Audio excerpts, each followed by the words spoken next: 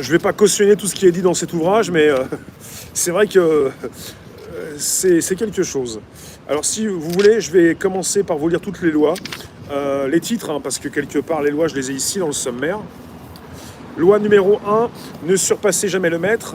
Loi numéro 2, ne vous fiez pas à vos amis, utilisez vos ennemis. Loi numéro 3, dissimulez vos intentions. Loi numéro 4, dites-en toujours moins que nécessaire. Loi numéro 5, protégez votre réputation comme la prunelle de vos yeux. Loi numéro 6, attirez l'attention à tout prix. Loi numéro 7, laissez le travail aux autres, mais recueillez-en les lauriers. Loi numéro 8, obligez l'adversaire à se battre sur votre propre terrain. Loi numéro 9, remportez la victoire par vos actes et non par vos discours. Loi numéro 10, fuyez la contagion de la malchance et du malheur.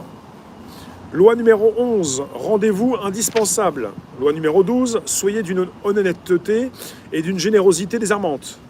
Loi numéro 13, misez sur l'intérêt personnel, jamais sur la pitié ni la reconnaissance. Loi numéro 14, soyez un faux ami et un vrai espion. Loi numéro 15, écrasez complètement l'ennemi.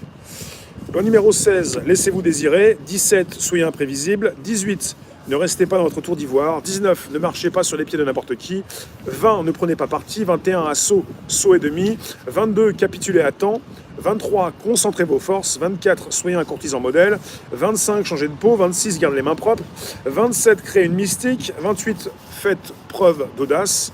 29, suivez un plan précis jusqu'au but final. 30, n'ayez jamais l'air de forcer. 31, offrez le choix. Charibde ou Scylla. 32, touchez l'imagination. Bonjour, merci. Alors je vous lis ça vite, mais on va s'arrêter. Hein. Merci. On va s'arrêter. 33, trouvez le talon d'Achille. 34, soyez royal. 35, maîtrisez le temps. 36, méprisez les contrariétés. 37, jouez sur le visuel. 38, pensez librement. Parlez sobrement. 39, exaspérez l'ennemi. 40, n'hésitez pas à payer le prix. 41, ne succédez à personne. 42, éliminez l'agitateur. 43, parlez au cœur et aux esprits. 44, singez l'ennemi. 45, appelez au changement, pas à la révolution. 46, ne soyez pas trop parfait. 47, sachez vous arrêter. Et 48, soyez fluide. Je vous lis ça rapidement parce que je m'attardais sur certaines... on parle de lois. Sur certaines lois. Et pas sur toutes.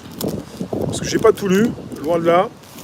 C'est un livre que je connais depuis quelques mois, mais justement, il est temps d'en parler. Alors je vais vous retrouver aussi sur Facebook. Merci de votre présence. Et je suis à vous tout de suite. Tout de suite.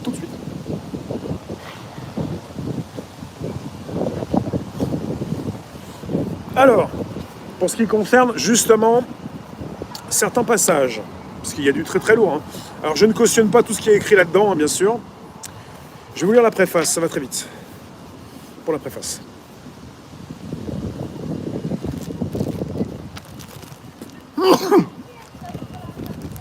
Alors.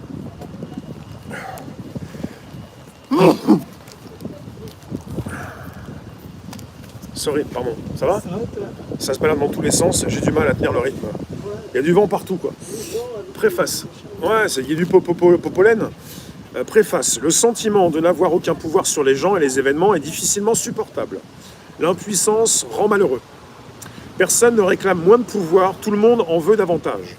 Dans la société d'aujourd'hui, cependant, il est dangereux de paraître avide de pouvoir, d'afficher ses ambitions.